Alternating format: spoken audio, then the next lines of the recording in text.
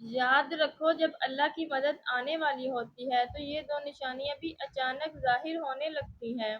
یقیناً تمہارا یہ تھکا ہوا دل اللہ کی مدد کا منتظر ہوگا کہ کوئی ایسا اشارہ تمہیں ظاہر ہو جو تمہارے اس دل کو مطمئن کر دے کہ تمہاری زندگی کے راستے بھی ہموار ہونے والے ہیں۔ تو سنو، اللہ فرماتا ہے، تمہارا رب چاہتا ہے کہ تمہارے ساتھ آسانی کا معاملہ کرے اور تم ان لوگوں کی باتوں کا غم نہ کیا کرو، کیونکہ ان تمام پر غلبہ اللہ کا ہے۔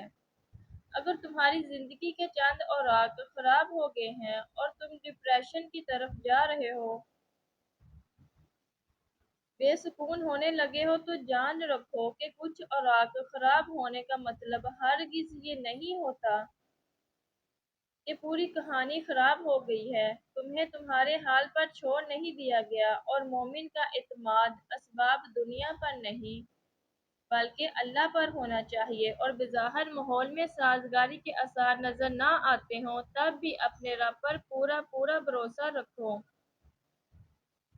جہاں سے چاہے وقت بدل دے، حالات بدل دے، اور جان رکھو تمہارے رب کے لیے یہ کوئی بڑا کام نہیں۔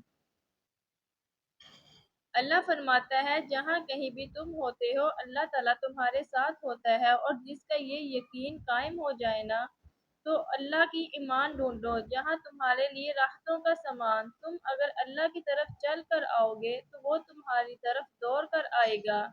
تم اللہ تعالیٰ کو یاد رکھو گے تو وہ تمہیں یاد رکھے گا۔ اللہ تعالیٰ کی مدد کے کچھ آثار ایسے بھی ہوتے ہیں جو ہمیں اچانک ظاہر نہیں ہوتے۔ اگر تم محسوس کرنے لگو کہ تمہارا دل تہجد سے جڑ گیا ہے اور صرف اللہ سے مدد کی آس ہے، تو یقین ہے کہ اس رب نے تمہاری فریاد سن لی ہے، اور وہ اپنی مدد کا ہر دروازہ تم پر بہت جلد کھولنے والا ہے، انشاءاللہ۔